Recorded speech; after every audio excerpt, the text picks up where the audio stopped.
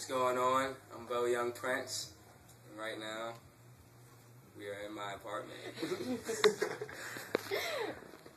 Okay, so how do you balance music and school?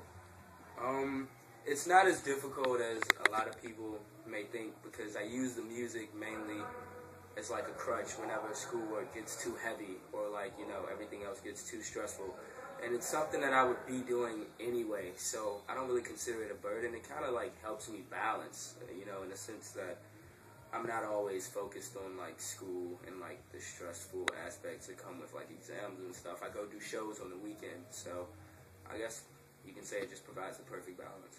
That's good. What do you think of like the current trend of people dropping out of school to pursue music?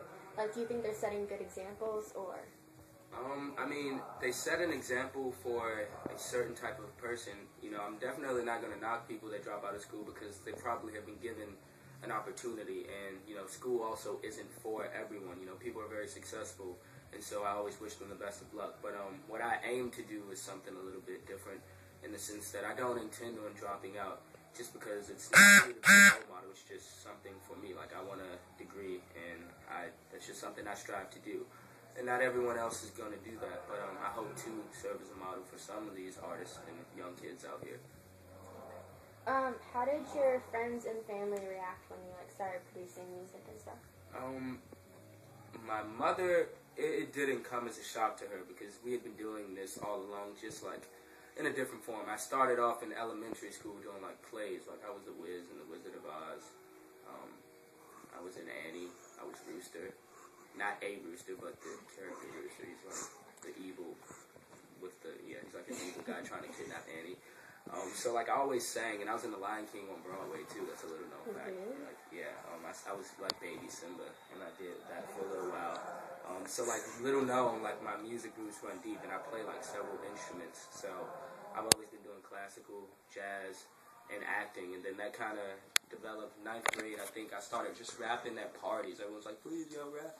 So I just used to do it, and then I came back with my first mixtape, and my mom was like, she wasn't really too impressed, because when I listen to it now, it was just like, the 9th grader would rap about, like, partying and silly stuff.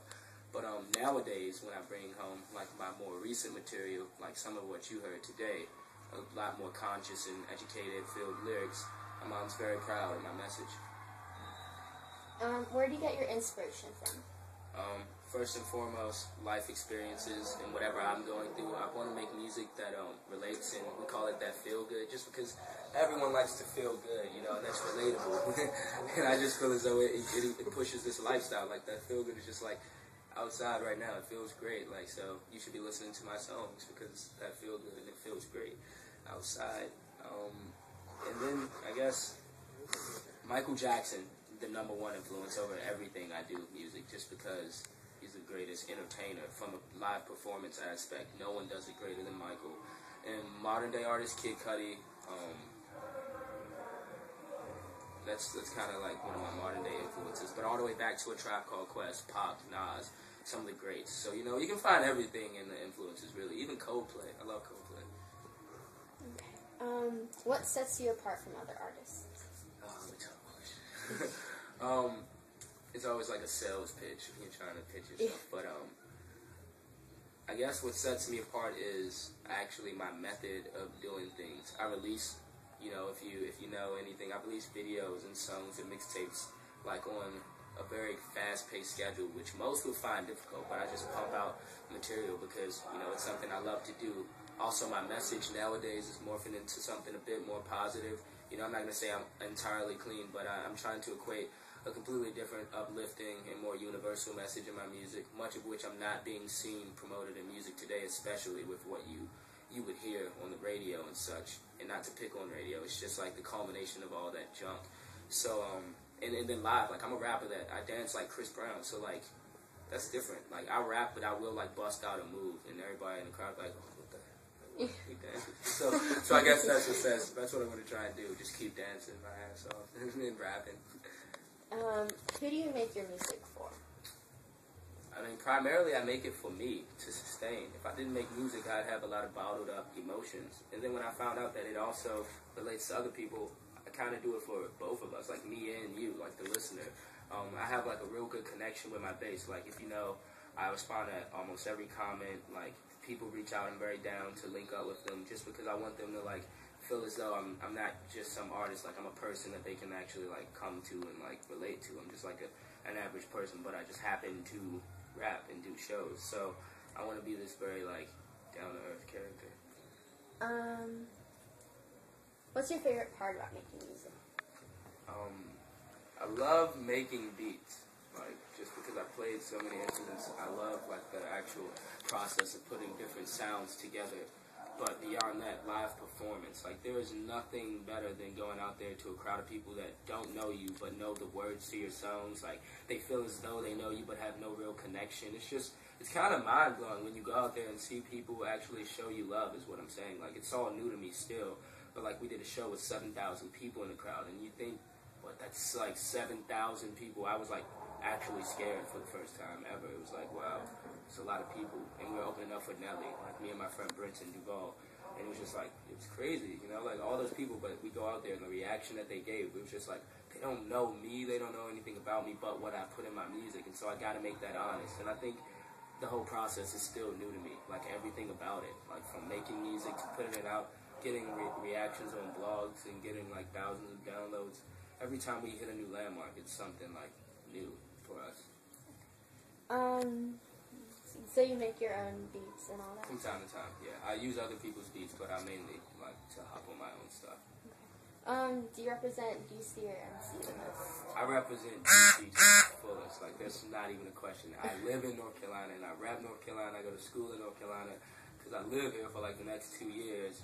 And I have come to love North Carolina. It's like a second city. But I'd say I got dual statesmanship because I rap both of them pretty hard. And people actually think I'm a Southern rapper, which is like, well, no, I'm not. But from the North. Like, I'm a DC rapper. Okay. On the reverse effect, what made you put Enlighten Me on there?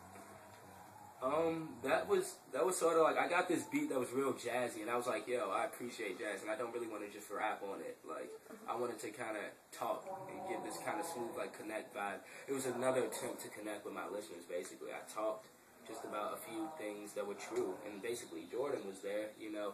I was just in the studio, and they just put the beat on, I was in the zone, and I was just like, I'm just going to talk about, you know, what's happening right now and how I feel about creating the whole project. Just because I felt like people like Wiz and others who really got connected with their fan base, they were the most successful because people really like associate with them. So it's just another attempt to build a connection between me and the listener. Okay, and what can we see from you in the future? I got 3 mixtapes already done, like in the room. Just projects on top of projects. Like I'm gonna keep releasing mixtapes, singles, videos, cartoons. We have a kind of funny things in the works. Like, we're trying to branch out. Like, with this idea of the Universal Collective, my new student organization that we started on campus, we're actually attempting to bridge the gap between all the students on campus by giving them one place, like a website, where they can submit art, you know, good news, politics. It's like your one-stop place for really everything. It'll be like the blog of the school, and the school actually agreed to just pick it up and add it as part of their main website.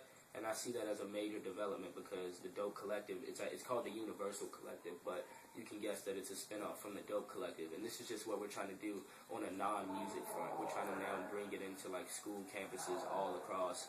And it's the start of a very big movement. So beyond music, you can expect a social movement attached with it.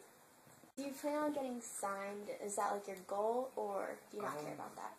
It never was the goal, but you have to advance in your career, and as I get older, I understand, like, there are necessary things that must be done. Signing is one of them, but that does not necessarily mean signing with a major label.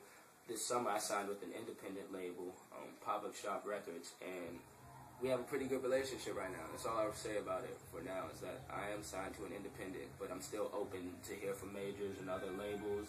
And I'm down to work and collaborate with other artists, but we have a vision that we're working on right now. Working on building something large. That's it. Thank you.